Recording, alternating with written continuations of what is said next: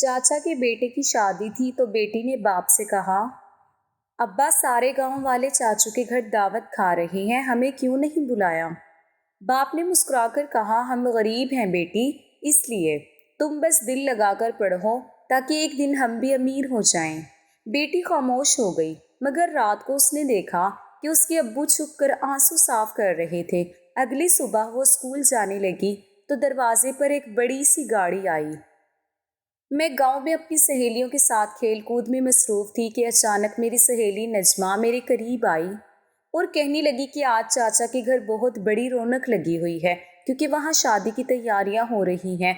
ये सुनकर मैं यकदम साकित रह गई क्योंकि मुझे इस बारे में ज़रा सा भी इल्म न था। नजमा अपनी बात जारी रखते हुए कहने लगी कि अरे तुम तो कितनी अजीब हो, आज मेहंदी है, कल बारात है और फिर 2 दिन बाद वलीमा भी है। तुम्हारे तो अपने चाचा का घर है, फिर तुम्हें दावत क्यों नहीं मिली होगी।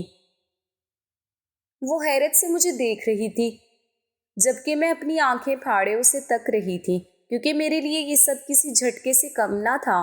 मुझे तो घर में किसी ने कुछ नहीं बताया था, ना अब्बा ने कोई जिक्र किया था और ना ही अम्मा ने घर में किसी किस्म की कोई तैयारी की थी।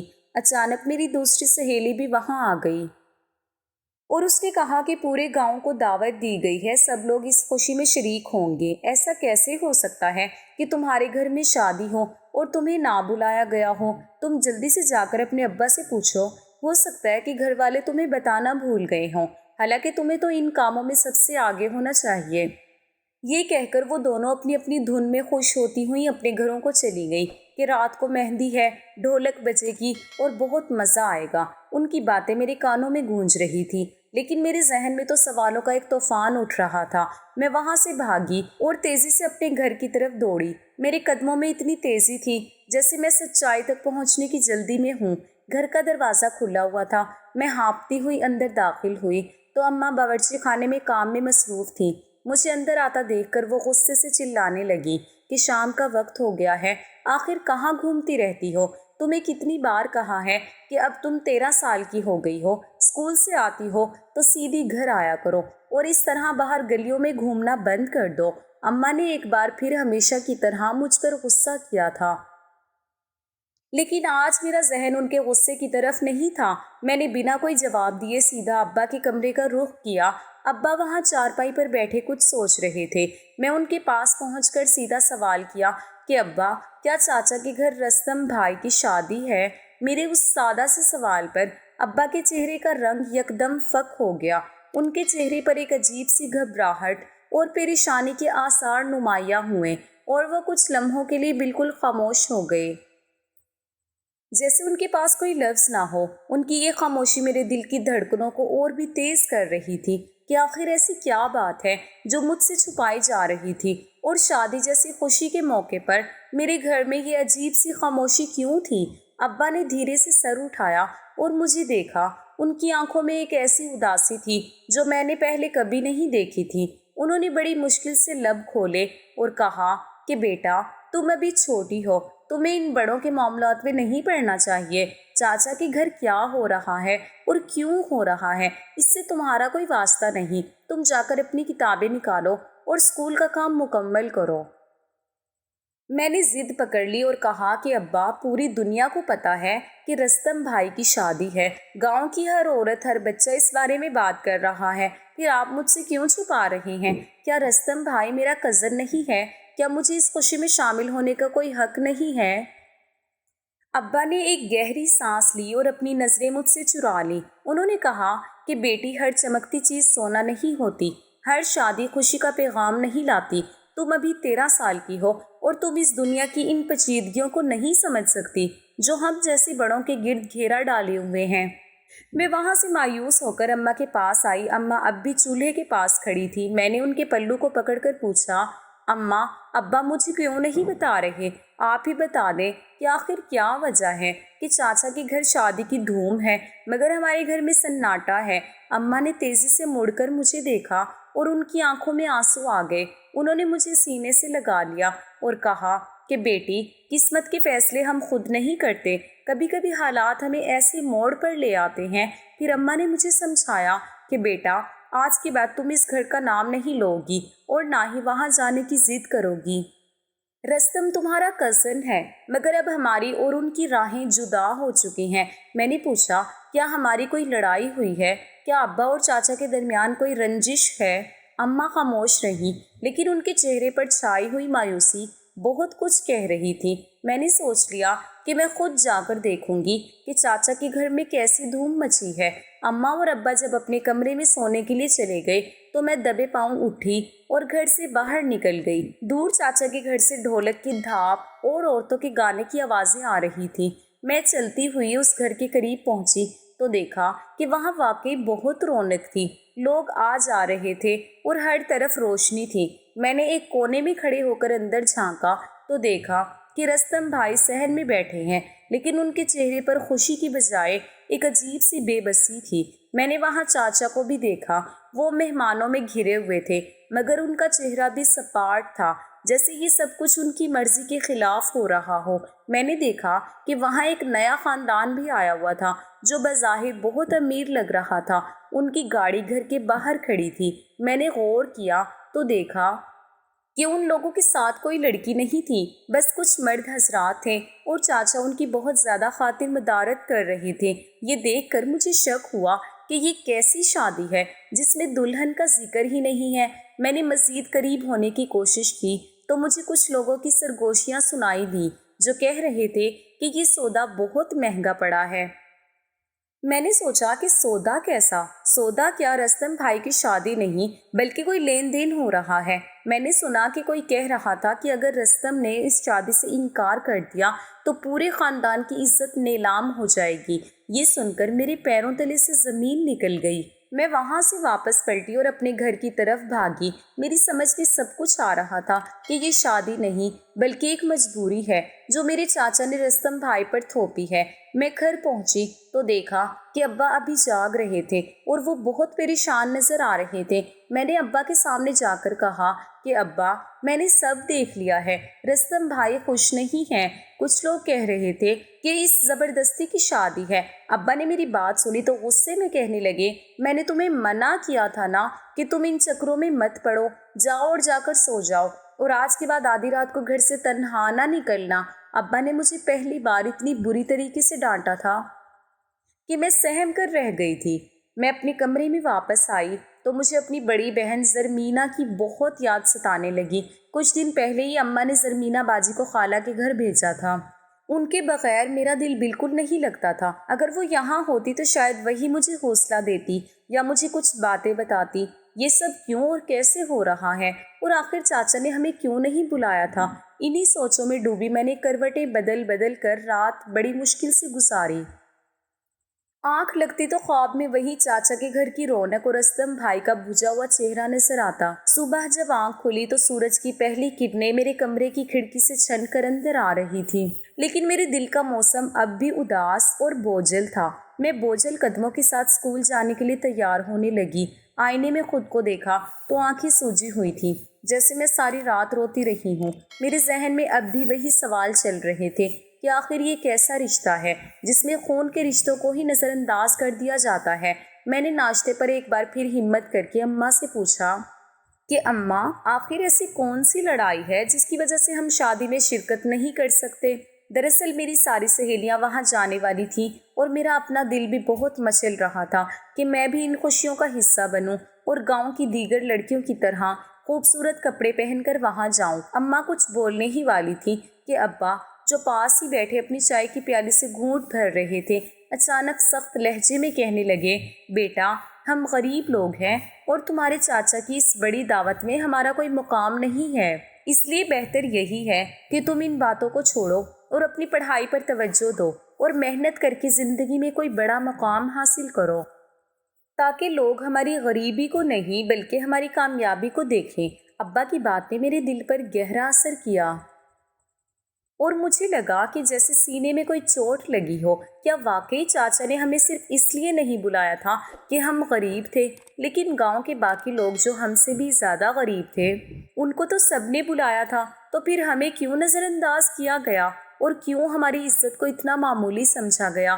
ان الجھنوں میں گرفتار میں اپنی کتابوں کا بستہ کاندھے پر ڈال کر گھر سے باہر نکلی تو کچھ دور جانے کے بعد مجھے پیچھے سے کسی گاڑی کے انجن کی گہری اور بھاری آواز سنائی دی، جو عام طور پر ہمارے گاؤں کی خاموش گلیوں میں کم ہی سنائی دیتی تھی۔ میں نے پلٹ کر دیکھا تو حیرت سے میری آنکھیں پھٹی کی پھٹی رہ گئی، کیونکہ وہی بڑی کالی گاڑی جس کا خواب بھی کوئی نہیں دیکھ سکتا تھا ہمارے کچے دروازے پر آ کر رکی تھی۔ میں حیران رہ گئی کہ اس صبح سویرے ہمارے غریب گھر کے دروازے پر اتنی بڑی گاڑی میں آخر کون آیا ہے؟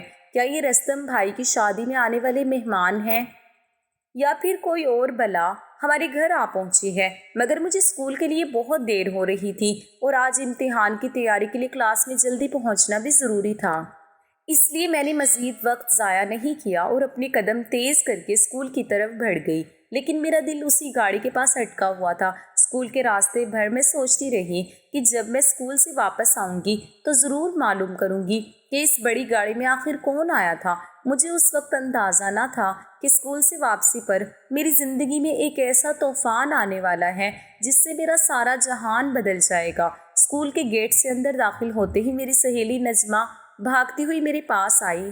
اس کی آنکھوں میں عجیب سی چمک تھی۔ اس نے میرا ہاتھ پکڑا اور ایک کونے میں لے جا کر سرگوشی کرنے لگی کہ تمہیں پتہ ہے کل رات مہندی میں بہت مزہ آیا تھا، سب کچھ بہت ہی اچھا تھا، اور تمہیں پتہ ہے کہ دلہن کون ہے؟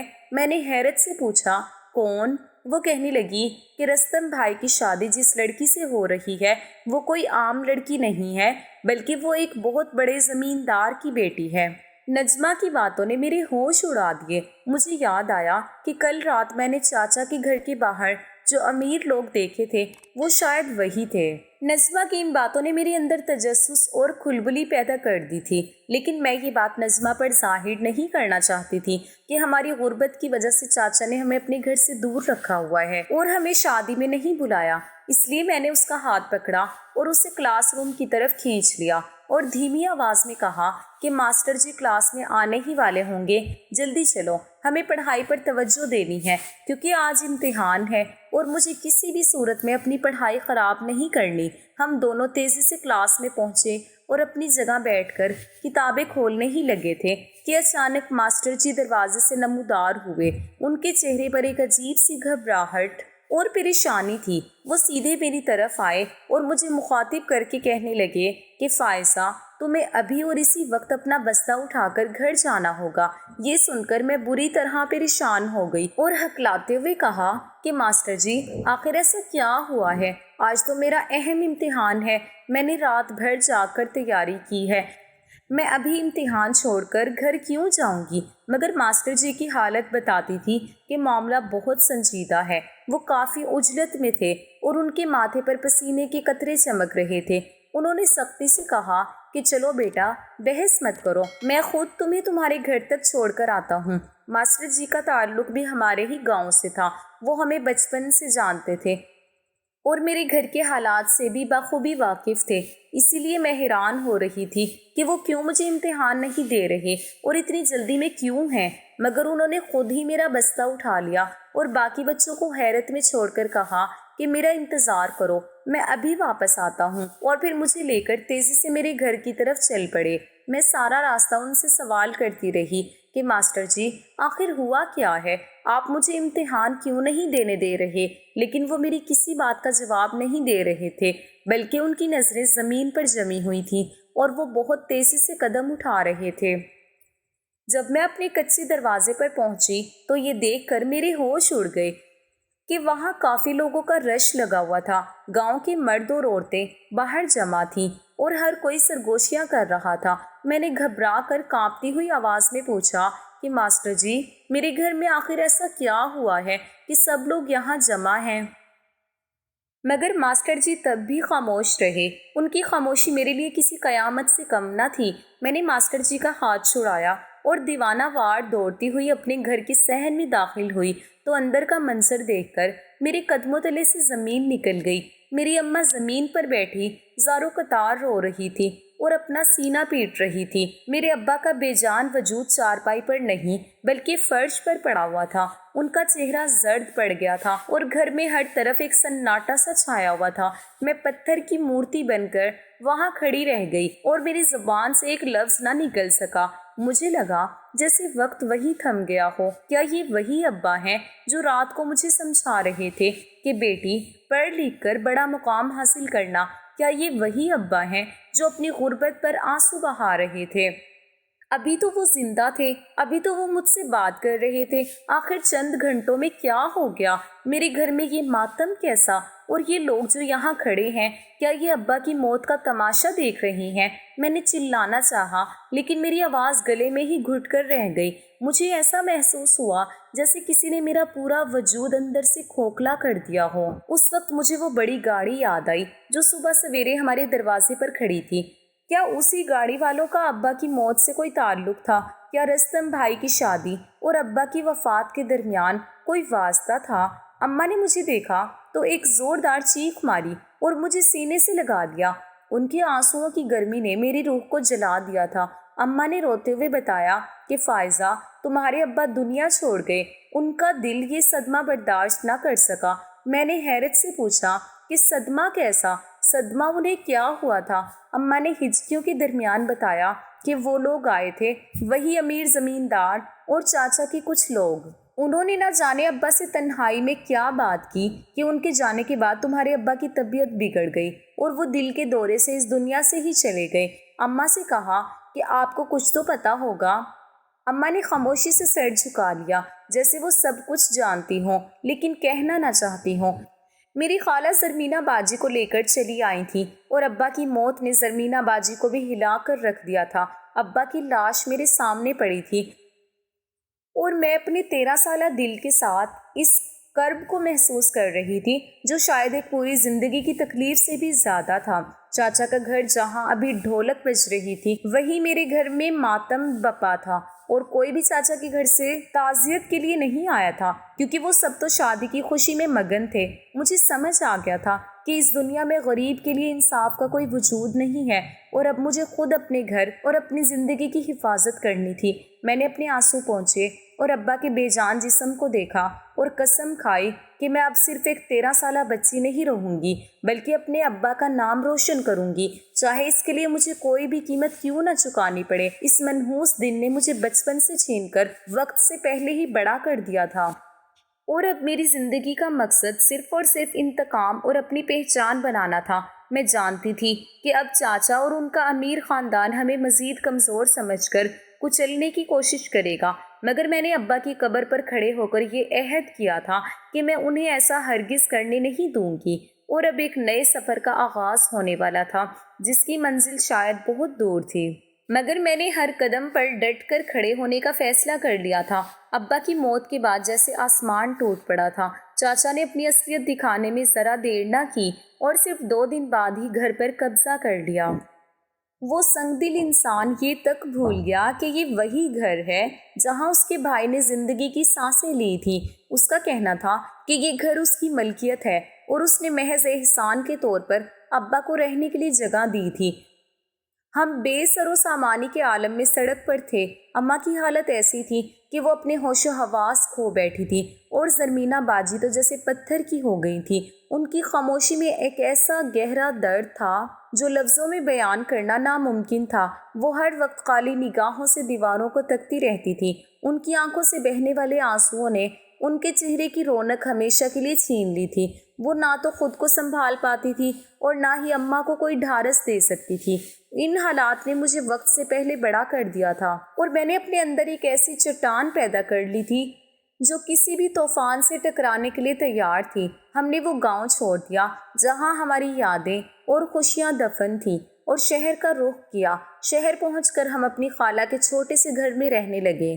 خالہ نے ہماری بہت مدد کی اور ہمیں رہنے کے لیے ایک چھوٹا سا کرائے کا گھر دلوا دیا۔ شہر کی زندگی بہت مشکل تھی مگر ہمارے پاس ہمت ہارنے کا کوئی جواز نہ تھا۔ اماں نے لوگوں کے گھروں میں کام کرنا شروع کر دیا تاکہ 2 وقت کی روٹی مل سکے۔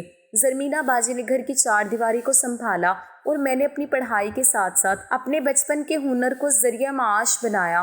مجھے گاؤں میں رہ کر ہاتھ کی دستکاری اور کڑھائی کا بہت شوق تھا۔ میں اس میں ماہر تھی۔ میں نے شہر کے اپنے اسکول اور پھر کالج کی لڑکیوں کے لیے کڑھائی کا کام کرنا شروع کر دیا۔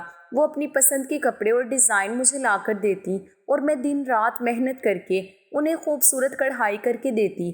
یہ کام میرے لیے سہارا بن گیا۔ میں نے چند پیسے کمانا شروع کیے تو گھر میں کچھ سکون آیا۔ سال گزرتے گئے اور میں ابا کی اس آخری خواہش کو پورا کرنے کے لیے دن رات ایک کرتی رہی کہ کسی طرح پڑھ لکھ کر میں اپنی ایک الگ پہچان بناؤں۔ میں نے اسکول کے بعد کالج اور یونیورسٹی کا کٹھن سفر طے کیا۔ اس دوران اماں اکثر زرمینہ باجی کو کسی اچھے رشتے کے لیے قائل کرنے کی کوشش کرتی، مگر زرمینہ باجی ہر بار خاموشی سے سر جھکا لیتی۔ وہ کسی بھی بات کا جواب نہیں دیتی تھی۔ پھر ایک رات جب میں اپنی پڑھائی میں مصروف تھی تو میں نے دیوار کے پار سے اماں اور زرمینہ باجی کی گفتگو سنی۔ اماں روتے ہوئے زرمینہ باجی سے کہہ رہی تھی کہ زرمینہ، آخر کب تک تم رستم کی یادوں کا سوگ مناؤ گی؟ وہ اب اپنی زندگی میں آگے بڑھ چکا ہے۔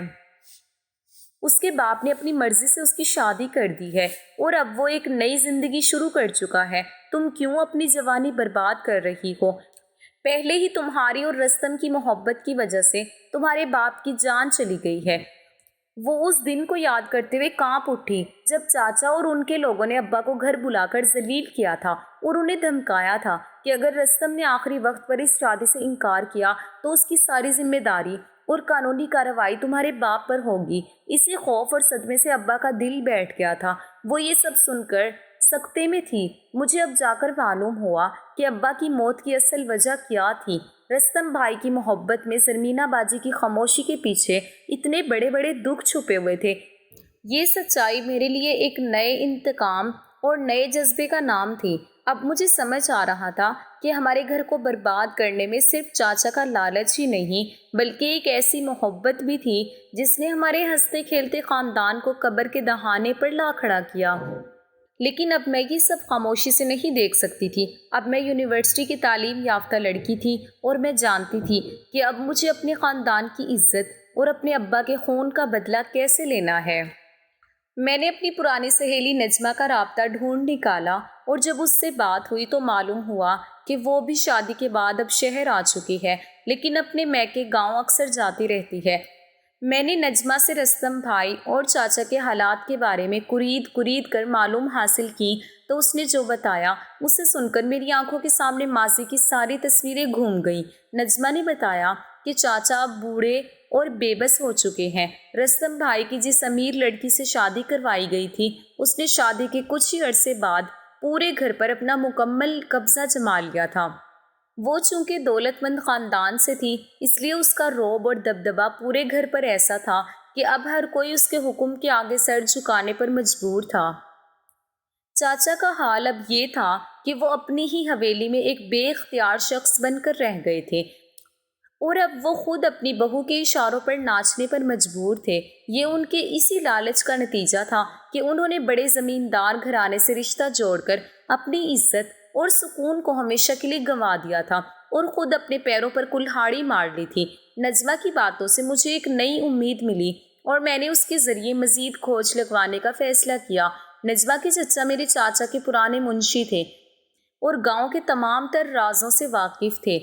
جب نجمہ نے ان سے بات کی تو جو انکشاف ہوا اس نے میرے ہوش اڑا دیے۔ پتہ چلا کہ وہ گھر جسے چاچا نے اپنا کہہ کر ہم سے چھینا تھا، وہ ہمیں بے گھر کر کے گاؤں سے نکال دیا تھا، وہ دراصل چاچا کا تھا ہی نہیں بلکہ وہ ہمارے ہی باپ کی جائز ملکیت تھا۔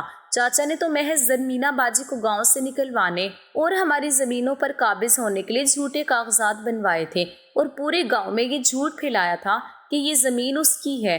نجمہ کے چچا نے یہ سب اپنی آنکھوں سے دیکھا تھا کہ کس طرح چاچا نے جیلی دستخط اور رشوت کے زور پر ہمارے باپ کی جائیداد پر قبضہ کیا تھا۔ یہ سن کر میرے اندر ایک آگ بھڑک اٹھی کہ ہم جس غربت اور ذلت کے مارے شہر در شہر بھٹکتے رہے وہ سب ایک سوچی سمجھی سازش تھی۔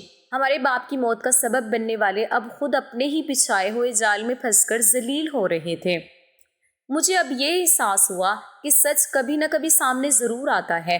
میں نے اپنی یونیورسٹی کی پڑھائی اور قانونی کتابوں کی مدد سے یہ طے کر لیا کہ اب میں اس جائیداد کا مقدمہ لڑوں گی اور اپنے باپ کی میراث کو واپس لا کر دم لوں گی۔ اب چاچا کے مظالم کا حساب چکانے کا وقت آ گیا تھا، اور وہ بھی قانون کے کٹہرے میں کھڑے ہو کر، کیونکہ اب وہ 13 سالہ بچی نہیں تھی جسے وہ ڈرا دھمکا کر گھر سے نکال سکے۔ اب میں ایک باہمت اور تعلیم یافتہ لڑکی تھی جو اپنے حق کے لیے لڑنا جانتی تھی۔ اسی دوران میری محنت رنگ لائی اور میں نے اسسٹنٹ کمشنر کا امتحان پاس کر لیا، اور اپنی محنت اور قابلیت کے بل بوتے پر اسسٹنٹ کمشنر کے عہدے پر فائز ہو گئی۔ یہ وہ مقام تھا جہاں قانون اب میرے ہاتھ میں تھا، اور مجھے قانونی داؤ بیچ کی مکمل سمجھ بوجھ حاصل ہو چکی تھی۔ میں نے وہ کاغذات جو چاچا نے پراپرٹی کے نام پر ہمیں دکھائے تھے، ان کی ایک کاپی حاصل کر لی تھی، اور جب اسے قانونی ماہرین سے چیک کروایا تو یہ ثابت ہو گیا کہ وہ تمام کاغذات جعلی تھے اور ہمیں سراسر دھوکے میں دے کر گھر سے نکال دیا گیا تھا۔ میں نے بغیر کسی تاخیر کے چاچا کے خلاف کیس دائر کر دیا۔ میری ماں اس بات کے بالکل حق میں نہیں تھی، کیونکہ انہیں اب بھی یہ ڈر تھا کہ اس طرح ہماری اور زرمینہ باجی کی بدنامی ہوگی، اور یہی وہ خوف تھا جس کی وجہ سے انہوں نے برسوں پہلے خاموشی سے گاؤں چھوڑ دیا تھا۔ انہیں لگتا تھا کہ اگر وہ سچ بتائیں گی تو زرمینہ باجی کا کردار مشکوک ہو جائے گا اور ان کی شادی میں رکاوٹ آئے گی۔ مگر میں نے سوچا کہ زرمینہ باجی نے تو شہر آ کر بھی شادی نہیں کی تھی، تو پھر میں اس نام نہاد عزت کی خاطر اپنے باپ کے قاتل اور جائیداد غصب کرنے والے چاچا کو کیسے معاف کر سکتی تھی؟ چند ہی دنوں میں کیس عدالت میں پہنچ گیا، اور جس دن تاریخ تھی جب چاچا اور ستم بھائی عدالت میں حاضر ہوئے، ان کی نظر مجھ پر پڑی تو وہ مجھے اس سرکاری وردی میں دیکھ کر ہکا بکا رہ گئے۔ میں نے تمام ٹھوس ثبوتوں کے ساتھ عدالت میں یہ بات رکھی کہ وہ گھر اور زمینیں ہمارے باپ کی ملکیت تھی، اور چاچا کی دھمکیوں کے دباؤ میں آ کر ہی ابا کی جان گئی تھی۔ عدالت میں ایک ڈرامائی موڑ تب آیا جب رستم بھائی نے اپنے باپ کے جھوٹ کا ساتھ دینے کے بجائے سچ کا ساتھ دیا اور میرے حق میں گواہی دی، اور یوں ہمیں ہمارا کھویا ہوا گھر اور آبائی زمینیں واپس مل گئیں۔ مقدمہ جیتنے کے بعد رستم بھائی زرمینہ باجی سے ملنے کے لیے بے چین تھے۔ میں انہیں اپنے شہر والے گھر لے آئی۔ زرمینہ باجی انہیں دیکھ کر زاروں قطار روئی تھی، اور وہ جذباتی لمحات میں نے دور سے دیکھے جس سے مجھے اندازہ ہوا کہ وہ دونوں آج بھی ایک دوسرے سے سچی محبت کرتے تھے، بس وقت اور حالات نے انہیں جدا کر دیا تھا۔ رستم بھائی کی اپنی بیوی کے ساتھ 2 بچے تھے، اور وہ مجبوری میں وہ رشتہ نبھا رہے تھے۔ ان کی بیوی ہرگز ایک اچھی عورت ثابت نہیں ہوئی تھی، مگر رستم بھائی کے لیے وہ رشتہ نبھانا ایک اٹل مجبوری تھی۔ وہ زرمینہ باجی سے معافی مانگ کر بھاری دل کے ساتھ وہاں سے چلے گئے۔ میں نے گاؤں والا اپنا آبائی گھر ایک مدرسے کے نام پر کر دیا تاکہ وہاں کے بچے اللہ کا نام لے سکیں، اور اس کا ایصال ثواب میرے مرحوم ابا کو پہنچتا رہے، جبکہ زمینیں میں نے غریب کسانوں کو بہت کم کرائے پر دے دی تاکہ وہ اپنی فصل اگا کر باعزت روزگار کما سکیں۔ میرے پاس اب شہر میں پیسوں کی کوئی کمی نہیں تھی۔ سرکار کی طرف سے مجھے گھر، گاڑی اور تمام سہولیات میسر تھیں۔ اماں اب بوڑھی ہو گئی تھیں اور انہوں نے لوگوں کے گھروں میں کام کرنا چھوڑ دیا تھا۔ میرے لیے بھی ایک بہت اچھے گھر سے رشتہ آیا، اور اماں کے کہنے پر میں نے شادی کے لیے ہاں کہہ دی۔ لیکن جب بھی میں زرمینہ باجی کو دیکھتی تو میرا دل ٹوٹ جاتا، کیونکہ وہ آج بھی تنہا اور اکیلی تھی۔ پھر میری شادی کے دنوں میں ہی زرمینہ باجی کے لیے بھی ایک بہت اچھی جگہ سے رشتہ آیا۔ وہ میرے ہی سسرال والوں میں سے تھا۔ لڑکے نے اپنے گھر کی ساری ذمہ داریاں پوری کرتے کرتے اپنی عمر گزار دی تھی، اور اب جب وہ اپنی بہنوں کی شادیوں سے فارغ ہوا تھا تو اسے اب ایک سمجھدار ساتھی کی تلاش تھی۔ میں نے زرمینہ باجی کا رشتہ ان کے ساتھ طے کروا دیا۔ پہلے تو وہ انکار کرتی رہیں، لیکن میرے بے حد اصرار اور مجبور کرنے پر وہ راضی ہو گئیں، اور ہم دونوں بہنیں ایک ہی ساتھ اپنے گھروں کو رخصت ہوئیں۔ میں اماں کو اپنے سسرال لے آئی کیونکہ میں انہیں تنہا نہیں چھوڑ سکتی تھی۔ آج ہم دونوں بہنیں اپنی اپنی شادی شدہ زندگی میں بہت خوش ہیں، اور اماں بھی ہمارے ساتھ سکون سے رہ رہی ہیں۔ البتہ ابا کی کمی ہمیشہ محسوس ہوتی رہی ہے۔ وہی دوسری طرف چاچا، جنہوں نے ہمیں برباد کرنا چاہا تھا، آج وہ خود اپنی بہو کے ہاتھوں کٹ پتلی بن کر رہ گئے ہیں اور اس کے ملازموں جیسا سلوک سہ رہے ہیں۔ میں نے اپنی زمینیں اور جائیداد تو واپس لے لی تھی، لیکن میں نے ان پر کوئی قانونی سزا نہیں ہونے دی، کیونکہ میں جانتی تھی کہ ان کی اصل سزا ان کے اپنے ہی گھر میں بے جہاں وہ بہو جس نے ان کی دولت کے لیے انہیں مجبور کیا تھا، آج انہیں کسی شمار و قطار میں نہیں سمجھتی اور ان پر اپنا حکم چلاتی ہے۔